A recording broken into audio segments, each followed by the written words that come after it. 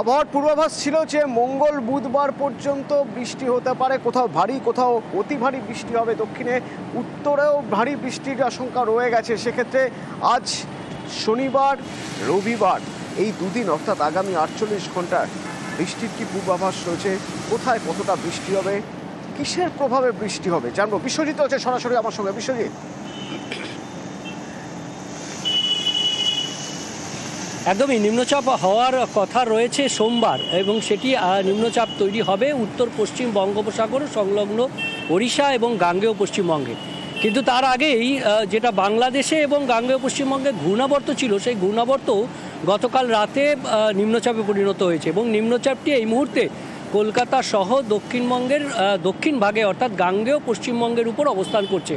আর এর ফলে কলকাতায় বারবার বৃষ্টি হচ্ছে। কলকাতা সহ উপকূলের জেলাগুলিতে আজও ভারী বৃষ্টির সম্ভাবনা রয়েছে। একেবারে দক্ষিণ 24 পরগনা সহ পূর্ব পশ্চিম মেদিনীপুর যেমন রয়েছে, বাঁকুড়া রয়েছে, পূর্ব পশ্চিম বর্ধমান রয়েছে, অর্থাৎ দক্ষিণবঙ্গের একাধিক জেলাতে এই ভারী বৃষ্টির একটা সম্ভাবনা রয়েছে। আগামীকালও ভারী বৃষ্টি হবে মূলত দক্ষিণ 24 পরগনা ও উপকূলের পূর্ব মেদিনীপুর জেলা সহ পশ্চিমের দিকের জেলাগুলিতে আগামীকালও ভারী বৃষ্টির সম্ভাবনা রয়েছে। অর্থাৎ এই যে নিম্নচাপ যেটি বাংলাদেশ ও গাঙ্গেয় পশ্চিমবঙ্গের ঘূর্ণাবর্তের ওপর তৈরি হয়েছে এবং এই মুহূর্তে গাঙ্গেয় পশ্চিমবঙ্গে রয়েছে, আগামী 24 ঘন্টায় এটি সরে যাওয়ার কথা রয়েছে ঝাড়খণ্ডের দিকে, এবং ঝাড়খণ্ডের দিকে সরে গেলেই এখানে পরিস্থিতি কিছুটা উন্নতি হতে পারে। কিন্তু তারপর আবার একটি উত্তরবঙ্গেও তো ভারী বৃষ্টির পূর্বাভাস রয়েছে।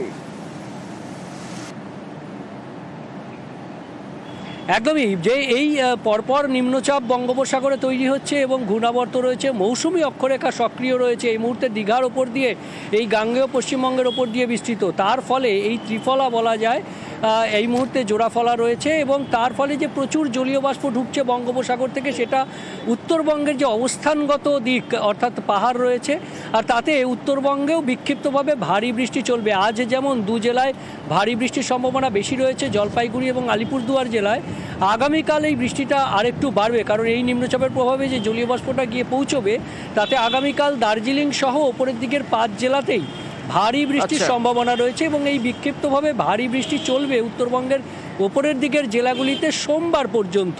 অতনু, ধন্যবাদ।